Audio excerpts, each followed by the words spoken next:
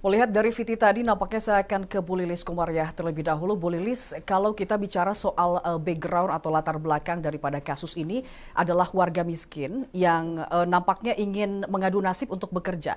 Menjadi masalah klasik nampaknya setiap ada perdagangan manusia tadinya ingin bekerja, kemudian malah menjadi perdagangan manusia. Tanggapan Anda seperti apa? Iya, makanya yang menyoroti ketika ada perdagangan manusia, kembali lagi ke peran fungsi keluarga mungkin, karena kan banyak orang yang karena tadi pasti klasiknya itu ekonomi gitu ya. Karena ekonomi, karena butuh, akhirnya dia tidak tahu bahwa dia itu sebenarnya ke sana diiming-imingi untuk kerja di kafe atau apa, ternyata tidak. Makanya emang ini yang sangat penting sekali, karena ketika berbicara tentang perdagangan manusia ini yang harus disoroti itu adalah itu yang pertama pencegahan, yang kedua nanti kalau yang sudah terjadi bagaimana. Nah, untuk pencegahan ini kembali lagi ke kita mengoptimalkan lagi fungsi keluarga, di mana keluarga itu memberikan pendidikan kedewasaan kepada anak, di mana anak mandiri, kemudian anak bertanggung jawab dan punya visi. Karena kalau tiga hal itu anak punya, dia punya kemandirian. Dia tidak istilahnya akan justru tidak akan mencari keluar, tapi dia akan mungkin membuat suatu karya dengan misalnya membuat usaha dan sebagainya. Dan ketika bertanggung jawab, dia akan nanti ini kemana? Apa nih yang akan saya dapat? Nah itu dulu kan, kemudian visi nanti saya pengen misalnya berhasil dan sebagainya. Kemudian yang kedua yang harus disoroti selain fungsi keluarga, ke social support ya, karena di Indonesia sendiri masyarakat yang disintegritas ya, jadi tidak menyatu gitu. Saya lihat sekarang di perumahan-perumahan untuk menghindari disintegritas itu dengan cara perumahan misalnya ada kuldesak dan sebagainya. Jadi social support di mana misalnya kita sebagai tetangga kita gimana?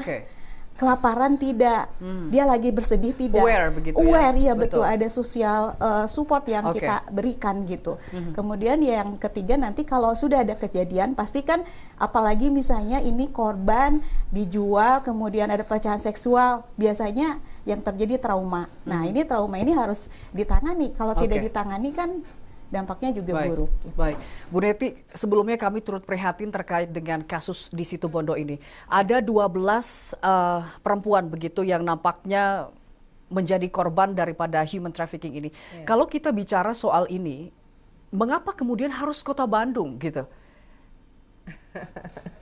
Sebetulnya sih kita nggak bisa juga ya memberikan stigma pada kota atau kabupaten tertentu, karena bagaimanapun setiap daerah pasti menolak atau kemudian tidak pernah menyangka bahwa warganya akan menjadi korban ya.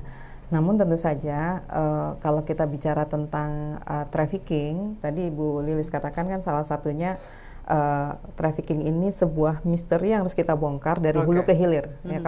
Kalau kita bicara hilir berarti kita harus bicara bagaimana pemulangan, bagaimana rehabilitasi, reintegrasi korban dan sebagainya. Tapi tadi dibahas bagaimana tantangan kita di titik hulu, yaitu memperbaiki pola pengasuhan ya, di keluarga. Karena bagaimanapun seseorang itu, baik buruk seseorang itu memang dimulai dari seperti apa pengasuhan di keluarga gitu ya.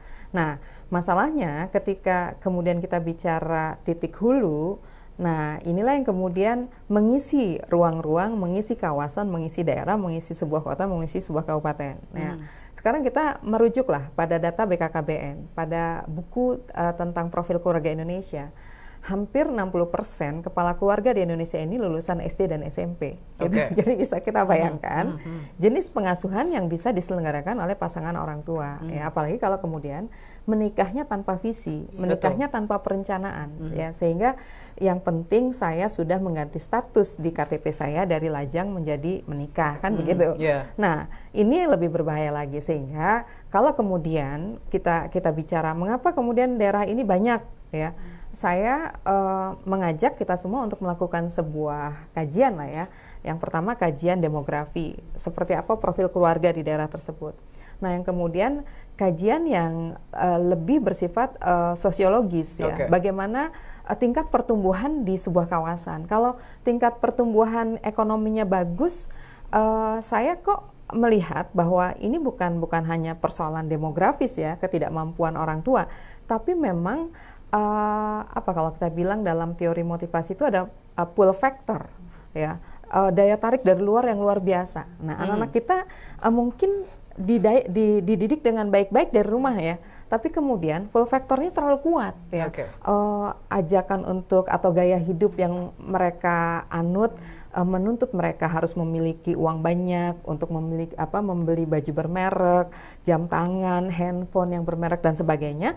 Itu juga yang menurut saya melengkapi faktor klasik tadi. Kalau faktor klasik udah jelas lah, saya pengalaman di Jawa Barat itu hampir semua ketika korban trafficking kita jemput, rata-rata ya saya kan harus kerja Bu, ya saya kan punya anak Bu, ya saya kan bercerai Bu, kan begitu. Rata-rata pasti ingin melanjutkan kehidupannya. Tapi kan kemudian juga yang harus kita garis bawahi, ini ada ABG loh gitu. ABG yang saya yakin belum ada kewajiban untuk mengafkahi keluarga. 14 tahun kan kalau nggak salah usianya, kan begitu. 14 tahun itu harusnya ada di mana sih kan gitu.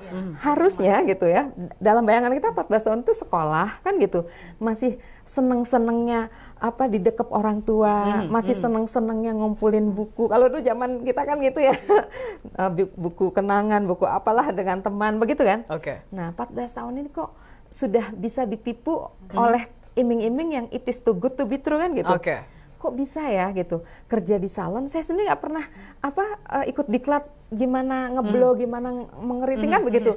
Kok mau ya kan gitu. Nah itu kan yang menurut saya itu yang harus kita garis bawahi. Critical thinking ini menjadi tantangan bagi orang tua, bagi sekolah, dan juga bagi masyarakat secara umum. Bu Neti, tahan terlebih dahulu. Setelah jeda kita akan kembali berbicara soal apa penyebab dan apa solusi yang harus diberikan untuk kasus human trafficking ini. Tetap bersama kami di iNews Jawa Barat.